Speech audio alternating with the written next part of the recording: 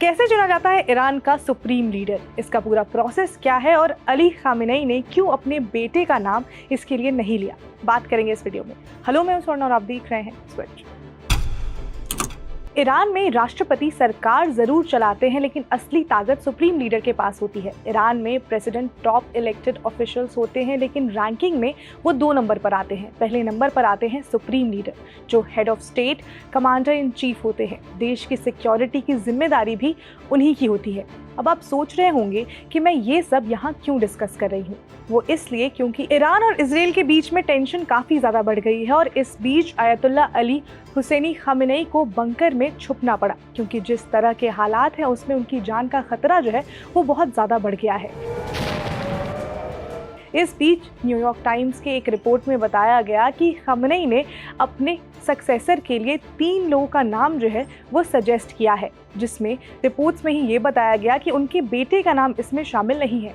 तो हमने सोचा कि जो इतनी इंपॉर्टेंट पोजीशन है ईरान में, उसके चुनने का जो प्रोसेस है वो क्या है। तो जब कभी भी सुप्रीम लीडर की मौत या अगर वो अपने पोजीशन से हटाए जाते हैं, तब अगले सुप्रीम लीडर का चुनाव होता है।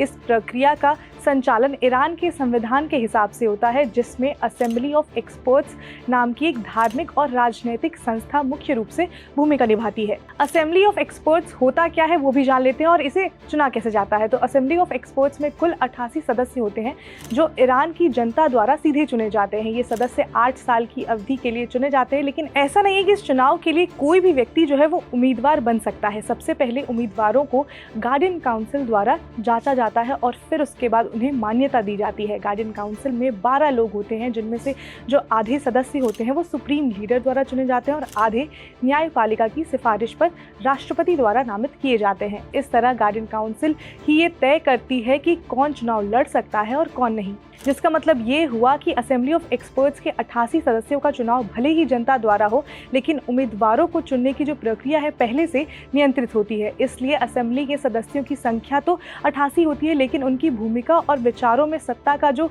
बड़ा असर है वो प्रत्यक्ष रूप से देखने को मिलता है। अब हम आते हैं सुप्रीम लीडर की चयन प्रक्रिया पर। तो जब सुप्रीम लीडर की मौत, इस्तीफा या किसी कारण से पद खाली होता है, तो सबसे पहले जो है एक प्रोविजनल लीडरशिप काउंसिल बनाई जाती है। इसमें शामिल होते हैं देश के राष्ट्रपति, मुख्य न्यायाधीश और गार्डियन काउंसिल के एक धर्मगुरु, जिसे एक्सपेंडेंसी काउंसिल चुनती है। ये समिति देश के सबसे अहम फैसलों को हर दिन संभालती है और देखती है जब तक नया सुप्रीम लीडर चुनकर नहीं आ जाता है। फिर असेंबली ऑफ एक्सपर्ट्स में एक छोटी 3 सदस्यीय समिति गठित की जाती है, जो देश के योग्य और काबिल धर्मगुरु नेताओं की सूची बनाते हैं। इस सूची में शामिल उम्मीदवारों को कई गुणों के आधार पर चुना जाता है, जैसे कि उनकी इस्लामिक शिक्षा जो है वो किस तरह से है, इंटीग्रिटी जो है वो किस तरह की है, प्रशासनिक और राजनीतिक समझ उनमें कितना ज़्यादा है, साहस और जो न्यायप्रियता है वो उनके अंदर कितनी ज़्यादा है।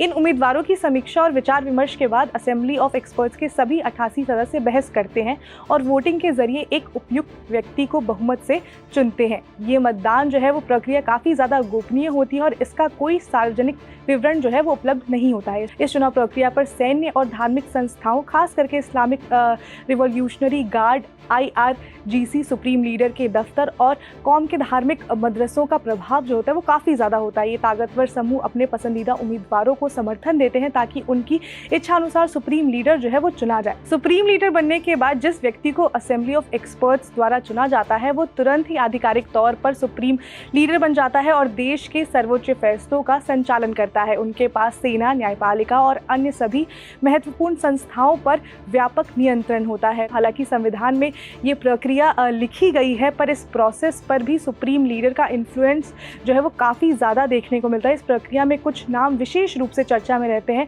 ये वो नाम है जिन्हें सुप्रीम लीडर खुद सजेस्ट करते हैं, जैसे कि वर्तमान सुप्रीम लीडर अली खामेनेई के बेटे मुस्तबा खामेनेई एक बड़ा नाम जो था वो इसके लिए माना जा रहा था, लेकिन रिपोर्ट्स के मुताबिक अली खामेनेई ने अपने ही बेटे का नाम जो है वो नेक्स्ट सक्सेसर के लिए नहीं लिया है, जिसकी वजह ये बताई जा रही है कि उन्होंने अभी तक कोई बड़ा सरकारी पद जो है वो नहीं संभाला है। तो ये प्रोसेस है ईरान में सुप्रीम लीडर चुने जाने का। हालांकि जब कभी भी किसी और को सुप्रीम लीडर बनाना होता है तो वहाँ पर नियम भी बदले गए हैं, जैसे कि 1989 में ईरान के संविधान में महत्वपूर्ण बदलाव किया गया था ताकि अली खामेनेई को सुप्रीम लीडर बनाया जा सके, जबकि थी वो उस समय मर्जा नहीं थे। ये दर्शाता है कि ज़रूरत पड़ने पर संविधान को भी राजनीतिक ज़रूरतों के अनुसार जो है वो बदला जा सकता है। तो फिलहाल ईरान और इजराइल के बीच का जो कॉन्फ्लिक्ट है वो दिन प्रतिदिन बढ़ते ही जा रहा है। इसमें जो भी अपडेट आएगा हम आप तक पहुंचाते रहेंगे। आप जुड़े रहिए स्विच के साथ।